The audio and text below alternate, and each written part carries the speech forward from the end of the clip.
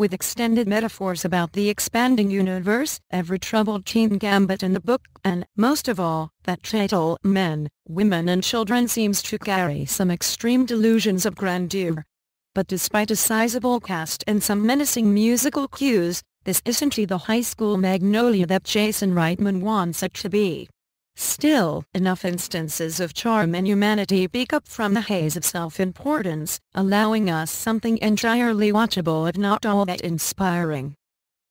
Men, Women and Children is a film that wants to make a grand and profound statement about where we are as a society today, how modern technology has affected human relationships by showing how the very tools theoretically designed to bring people together has instead driven them further into their own individual online worlds filled with hardcore pornography, violent video games, potentially dangerous chatmates and whatever that Tumblr thing is. A potentially interesting premise is handled so badly that what might have been a provocative drama quickly and irrevocably devolves into the technological equivalent of the old anti-dope chestnut, Reefer Madness, squandering the efforts of a strong and talented cast struggling mightily to make something of the ridiculously trite material.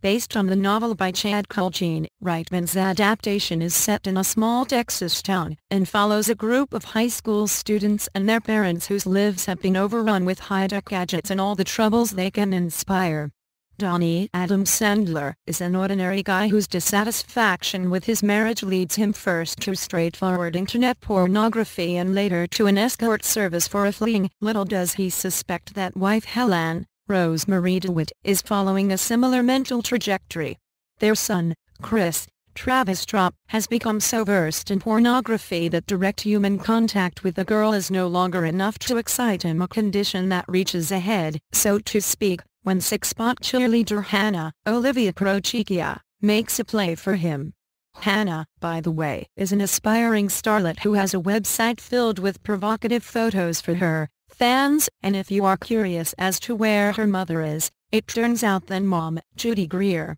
runs the site and takes the photos in the hopes of giving her daughter the Hollywood career that was denied her years earlier. Mom, by the way, is beginning to seek out Dean Norris, who is still reeling from his wife's recent abandonment of him and his son, school football star Tim Ansel Elgort. As a result of his mother's absence, Tim has developed an existential funk that leads him to quit the team and start spending his time playing video games and pursuing the school's requisite quirky outsider girl you can't tell because she reads actual books. Brandy, Caitlin Dever. Brandy, alas, is living under the yoke of her wildly overprotective mother, Patricia Jennifer Garner, who not only monitors her every online move right down to the number of keystrokes but leads a neighborhood discussion group dedicated to warning about the hidden dangers of being online. I want to give you a pamphlet about the dangers of selfies. Finally, there is Allison, Elena Kemperis, a young girl whose desire to be thin has driven her to an eating disorder and a website where other anorexics offer inspiration as she starves herself. All of this activity is being monitored by an unseen narrator, Emma Thompson, who muses about the frivolity of our behavior while Voyager hurtles through space with its records showing mankind at his best. In theory, Men, Women and Children sounds like it has all the makings of a promising drama about contemporary mores in our social media-saturated culture, but, in practice, it fumbles the ball in virtually every department. All of the various interconnecting stories are shallowly conceived morality plays in which the characters are forced to march their way towards potentially tragic denouements that can be seen coming a mile away and all appear to have been taken directly from a guidebook highlighting the perils of the internet banned in 1999. At one point, Patricia is mocked for relating an urban legend about the perils of extended online usage, but the film more often than not seems to be sharing her hysterical perspective on the subject. Nearly all the characters are unlikable, which is not necessarily a problem, and uninteresting, which is. Therefore, it becomes difficult to care about what happens to the vast majority of them. There is also a smugness to the proceedings that is difficult to get behind, especially in Thompson's incredibly arch and largely unnecessary narration. and in a desperate attempt to generate some kind of sympathy from viewers without actually earning it, the screenplay even shoehorns in such things as 9/11 and Carl Sagan's Pale Blue Dot to try to move people. While the characters on the screen desperately fumble for the answers to their technological enemy, people in the audience will instead be desperately fumbling for the answer to the question of what is going on with the career of co-writer/director Jason Reitman. Over the course of his first 4 films, Thank You for Smoking,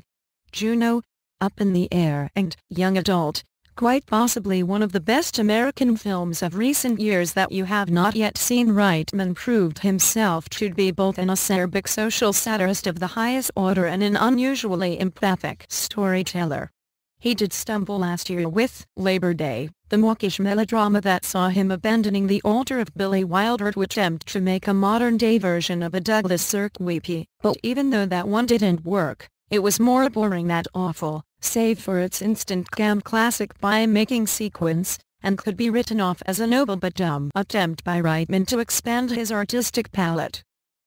Although Men, Women and Children would seem to offer opportunities for slashing satire, Reitman and co-writer Aaron Cressida Wilson appear to have taken several pages from the Stanley Kramer playbook, delivering a film that all but flashes signs warning viewers of impending moral messages. For example, there is a scene in which the starlet's mom gets bad news regarding her daughter's website while shopping at the butcher's area of the grocery store. Just to make sure everyone gets the point, the scene ends on a giant sign that reads, "Meat." What is really frustrating about Men, Women and Children is that there are actually some good performances here from actors trying to bring this gibberish to life. On the grown-up side of things, Adam Sandler is effective in a straight dramatic part and once again suggests that he has the makings of a fine dramatic actor when he stops making glorified home movies with his buddies and genuinely applies himself. As the key young couple, Caitlin Dever, who was so good in Short Term 12, and Ansel Elgort, make the most of what they have been given to work with here, and Elena Camperis is also affecting at times as the anorexic. It is just too bad that the same thing that has happened to so many young people traveling the information superhighway over the years has happened to these young actors. They put their trust and faith in someone who seemed to have their best intentions at heart, did some embarrassing things in front of cameras, though not as embarrassing as the things done behind them, and now they will have to live with the results of their decisions for the rest of their lives, no matter how many times they try to scrub their IMDb filmographies. With extended metaphors about the expanding